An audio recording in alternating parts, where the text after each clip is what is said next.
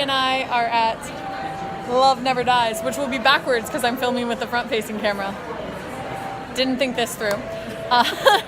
And we are about to go in and see the show. So far, security was a pain. And parking costs more. And the covered walkway is closed. So the user experience hasn't been great. But we will let you know what we think of the show afterwards. Yes. We're actually both really excited. For those of you who don't know, this is supposedly the sequel to The Phantom of the Opera. Hence, you know, the mask. It's gonna be a beautiful disaster.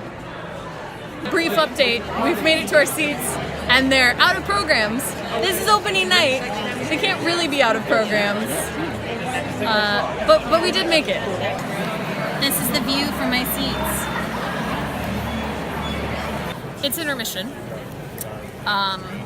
We will definitely talk about this whole thing when it's over. Yeah. But right now I have to say that this is the sequel to The Phantom of the Opera, but not a Phantom of the Opera that I have ever seen. They clearly had a completely different first chapter that I was unaware of. But I'm enjoying the show.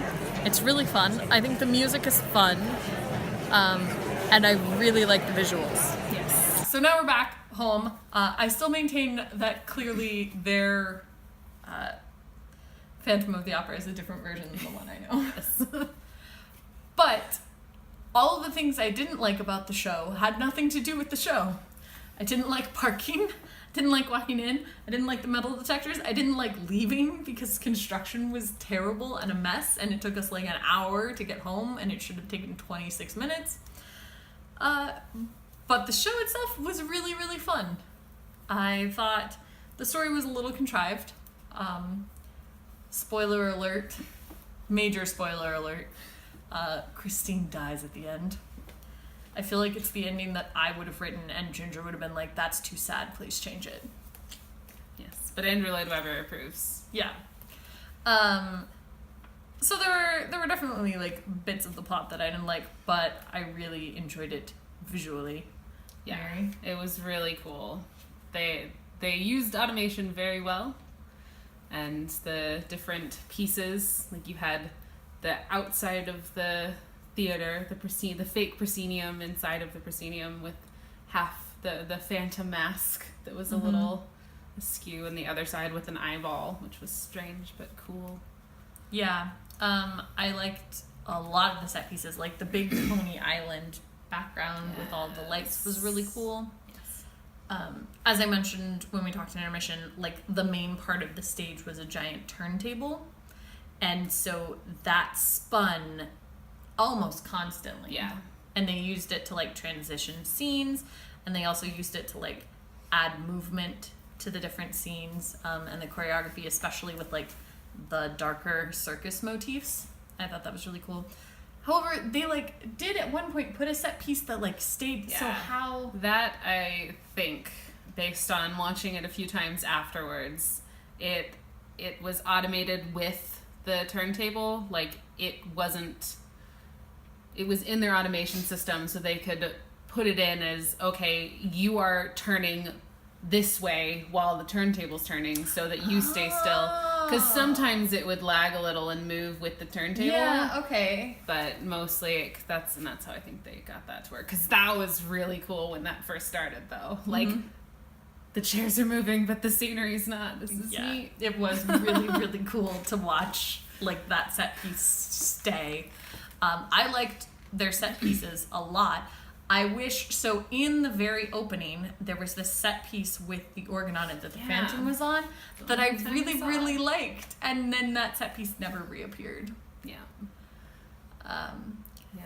I do wish that the scenic designer had thought of the bigger houses that it was going to go through, because that scrim piece, which I still don't understand what that sun is for. Yeah. I still don't get it. Yeah, okay, so there was a scrim down with a sun cutout. That was down, like, that's what's down in opening and what's down in entr'acte. Yeah. And it was difficult to see. Yeah, because you have it in, and then that set piece with the Phantom is the prologue, not actually part of the show in that sense.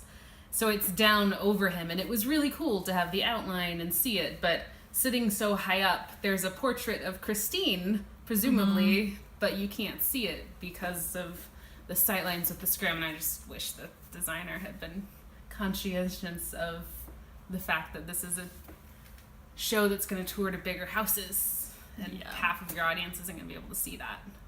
Yeah, there was a couple of other times too, like the first time that they got to Coney Island where there were people up. Yeah, because there was one more balcony that you couldn't really see, which was sad because I like levels like that. It's fun. I agree. But the levels are fun. You couldn't see them. I thought that the music was really fun. There is... Okay, so we're going back into spoiler territory here. So basically this occurs 10 years after Phantom of the Opera. I do not know what the Phantom has been doing for 10 years, except like complaining about how he can't see Christine anymore, which makes no sense because she literally didn't leave Paris. So he could have looked her up in the phone book. Yeah. She's the Vicomte de Chagny's wife. Like, she's not that hard to find. The whole world knows who she is. Like, she shows up at Coney Island and everybody's like, oh, we want a picture. So, like, she can't be that difficult to find. Yeah. But she shows up at Coney Island to perform, and he basically coerces her into performing for him. And she's married to Raoul, and they have a son, Gustave, who naturally is actually the Phantom's child. And he figures this out because he sings the aria from Music of the Night. Yeah. And the Phantom is like, what is that? Right. And he's like, oh, you hear the music in your head too? And then they have my favorite song of the whole thing, which starts out with him singing the aria, you know, exactly the way they do in the original for Christine, where he's like, sing for me! And then, like, goes higher. The kid was really impressive. Oh, I loved him. Yeah, he did a really good job. And then it switches to a rock number about, like, embracing the darkness and the madness. And that whole scene, clearly embracing the darkness, speaks to my soul. But that whole visual was so cool. So you have all of these characters, like, dressed in black with, like, weird masks and sort of, like, grotesque sort of things happening, and they're moving around on the turntable, and then on the turntable are, like, these... It's like... spiders? Yeah, pillars with reflective pillars with mirrors on the outside. Yeah, so it's like these mirrored pillars, and they've all got these little statuettes on the top, and so they're rotating around, and they're walking through them, and then they all lit up, and actors were inside of them, like, it's really moving. Cool. It was so neat. And also, they had to sit there for so long. Yes. That's how I felt when the Phantom popped up from behind the bar, which I was fully waiting for to happen. But I was like, he had to sit under that bar forever. For a really long time. And then the actual bartender had to just hide under there. Yeah, but because those pillars, like, stayed on stage for a ridiculous amount of time. And then even lit up at the very, very end. So the people were clearly still there. They didn't, like, get a chance to sneak out. But I thought that was a really... And I don't know how they did that. I have no idea. I want to know what material they used. Because, you know, it's a reflective scrim. Mm-hmm. You light the inside, you can see behind it. But I have no idea what that could be. Yeah, it's really neat. Really cool. Yeah, there were a lot of really, really cool visuals. And, like, a cool darkness to the whole thing that I really liked. Yeah, I don't know. You got other things. No. The only thing that I didn't like was they made Raoul a gambling drunk. Yes. And I didn't necessarily like that. Like, they made him a complete jerk. Like, he doesn't want to play with his kid when he still thinks it's his kid. And he, like, is mean to Christine, and he is a drunkard, and he is yelling all the time about how terrible this is, and apparently gambled away all of their money, so they're super in debt.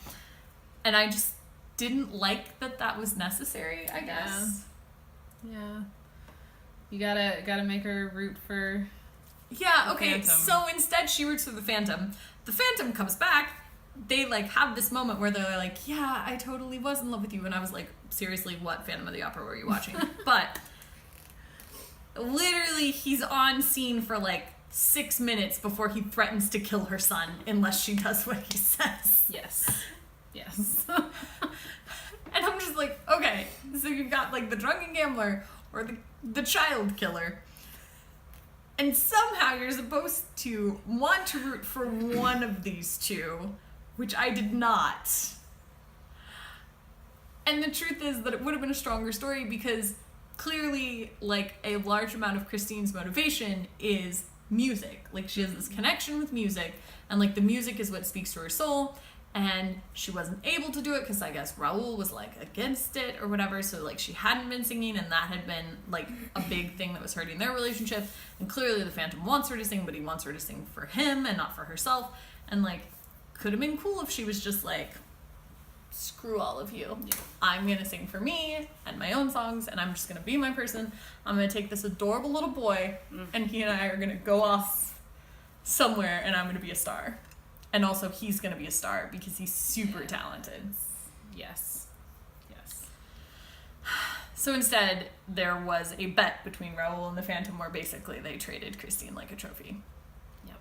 Which I feel like is the plot of a lot of shows. Yes. But overall, it was really fun, and I actually would recommend it. I knew nothing about it. I didn't know it existed. Yeah, I also didn't know it existed until it was announced for this season.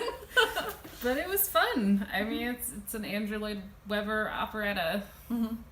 It Yeah, was a fun time. it was a fun time, and like if you're just willing to just enjoy yourself, you can have a pretty good time, and it was very pretty. Yes. Yes.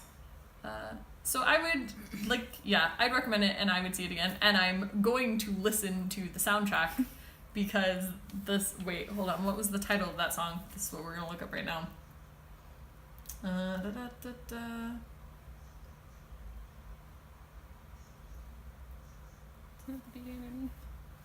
The Beauty Underneath. Phantom The Phantom of the yeah. Opera. Yep, The Beauty Underneath.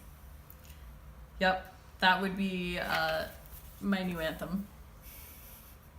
It was really pretty. And with that, what I'm sure is going to be really long footage. I'll see you tomorrow.